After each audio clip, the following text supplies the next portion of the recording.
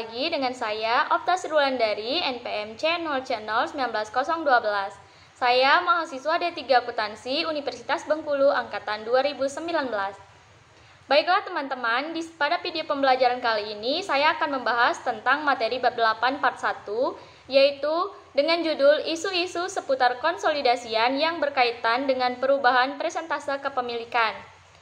Baiklah teman-teman, pada video pembelajaran kali ini, saya akan fokus membahas tentang perubahan dalam bagian kepemilikan entitas induk yang kedua, yaitu akuntansi pada periode interim.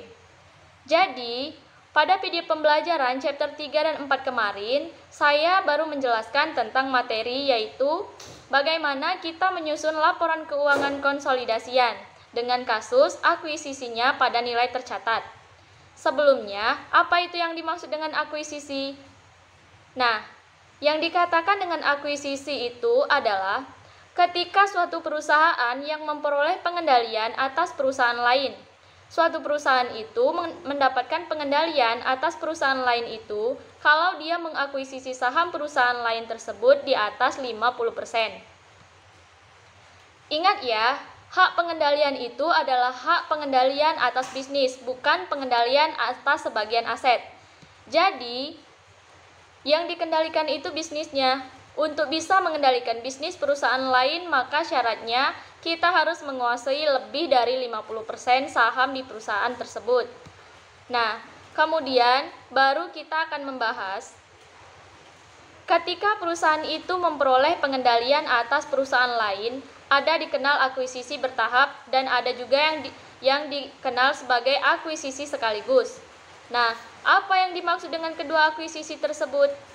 Jadi, yang dimaksud dengan kedua akuisisi tersebut adalah ketika suatu perusahaan melakukan pembelian saham perusahaan lain secara terpisah dalam satu periode, yang mana investasinya dihitung menggunakan nilai wajar pada tanggal akuisisi perusahaan. Jadi, itulah yang dimaksud dengan kedua akuisisi tersebut. Nah, kalau di pertemuan bab-bab sebelumnya diasumsikan selama periode ketika PT Nusantara mengakuisisi PT Andalas. Di bab sebelumnya, diasumsikan persentase kepemilikan saham PT Nusantara terhadap PT Andalas itu tidak berubah. Nah, misalnya, pada tanggal 2 Januari 2015, PT Nusantara mengakuisisi 75% sahamnya PT Andalas. Maka, kalau di bab sebelumnya itu diasumsikan kepemilikan 75%. Ini tetap tidak ada perubahan selama tahun 2015. Padahal, kenyataannya sangat mungkin setelah diakuisisi oleh PT Nusantara dengan kepemilikan 75%, kemudian PT Nusantara menambah persentase kepemilikan sahamnya dari PT Andalas itu misalnya menjadi 90%. Itulah namanya perubahan kepemilikan saham PT Induk kepada PT Anak. Akan tetapi, catatannya tidak menghilangkan pengendalian yang dimiliki oleh PT Induk. PT Nusantara waktu tanggal 2 Januari 2015 mengakuisisi 75% saham PT Andalas. Kemudian, di tahun 2015, dia menambah lagi sebesar 10%. Nah, maka persentase kepemilikan PT Nusantara pada PT Andalas akan menjadi sebesar 85%. Pengendalian tidak hilang, akan tetapi persentase kepemilikannya bertambah atau juga bisa berkurang. Misalnya, terjadi kesalahan transaksi yang mengakibatkan persentase kepemilikan saham PT Nusantara pada PT Andalas itu berkurang 60%. Jadi dia akan turun sebesar 15%. Itu juga dibahas dalam materi ini. Yang penting catatannya PT Nusantara tidak kehilangan pengendaliannya. Nah, jadi apa yang menyebabkan kepemilikan saham yang dimiliki PT Induk atas PT Anak itu? Jadi, kalau di buku itu dibagi menjadi dua. Nah, yang pertama yaitu perubahan kepemilikan saham PT Induk atas saham PT Anak itu berubah karena transaksi yang dilakukan oleh PT Induk Perusahaan yang kedua. Induk Perusahaan. Nah, sedangkan yang kedua, perubahan kepemilikan saham yang dimiliki PT Induk ini terjadi bukan transaksi yang dilakukan oleh PT Induk. Akan tetapi yang melakukan transaksi ini adalah entitas anak. Contohnya apa? Nah, misalnya A sebagai induk perusahaan mempunyai 60% saham di PTB. Berarti ada 40% saham PTB yang tidak dimiliki oleh PT A sebagai PT Induk. Nah, ternyata 40% itu 30%-nya dimiliki oleh PT C dan 10%-nya dimiliki PT D. Nah, anggaplah saham biasa yang beredar dari PT B itu 1 juta lembar. Berarti kalau PT A punya 60%, saya menguasai 600.000 lembar saham PT, sedangkan PT C 300.000 lembar saham. Nah, PT D 100.000 lembar saham miliknya PT B. Nah, kemudian akan terjadi perubahan kepemilikan saham yang dimiliki PT A atas sahamnya PT B. Yang pertama, itu karena transaksi dilakukan oleh entitas induk itu sendiri. Contohnya, PT A membeli 10% sahamnya PT B dari PT C. Nah, jadi itu yang namanya transaksi yang dilakukan oleh PT Induk akibat dari PT A membeli 100.000 lembar saham PT B yang dimiliki oleh PT C.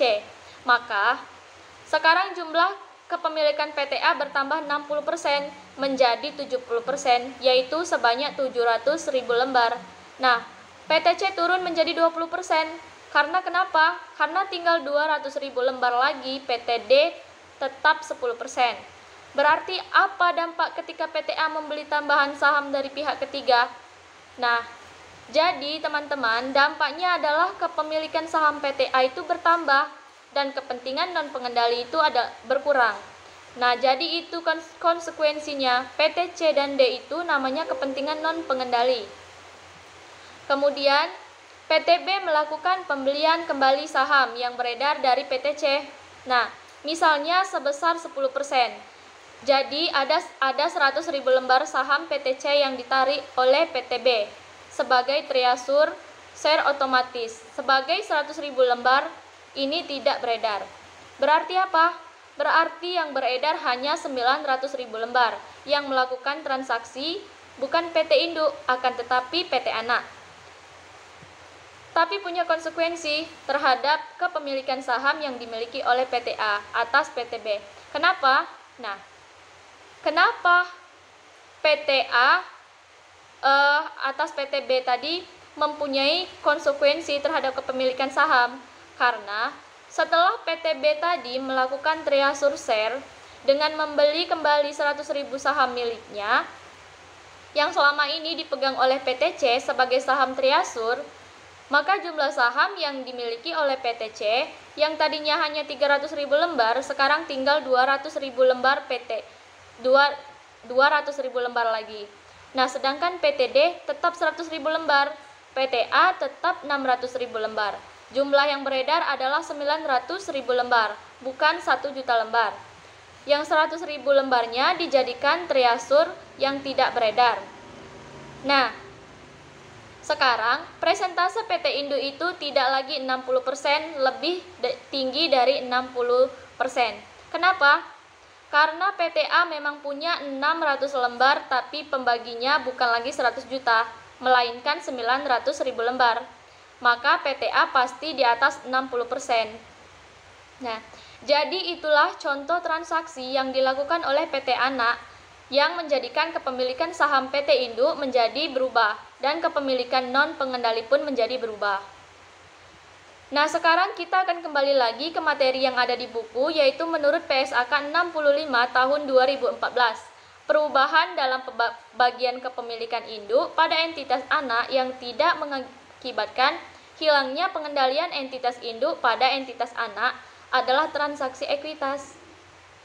Ingat ya teman-teman, kalau transaksi ekuitas maka tidak akan ada pengakuan keuntungan ataupun kerugian.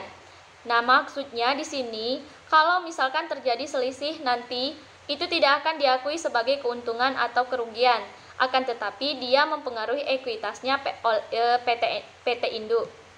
Kemudian ada transaksi di mana entitas induk menjual sebagian sahamnya kepada pihak ketiga. Ini sama yang melakukan transaksi adalah entitas induk, akan tetapi mengakibatkan kepemilikannya berkurang. Kemudian, yang terakhir yaitu kepemilikan itu akibat transaksi yang dilakukan oleh entitas anak.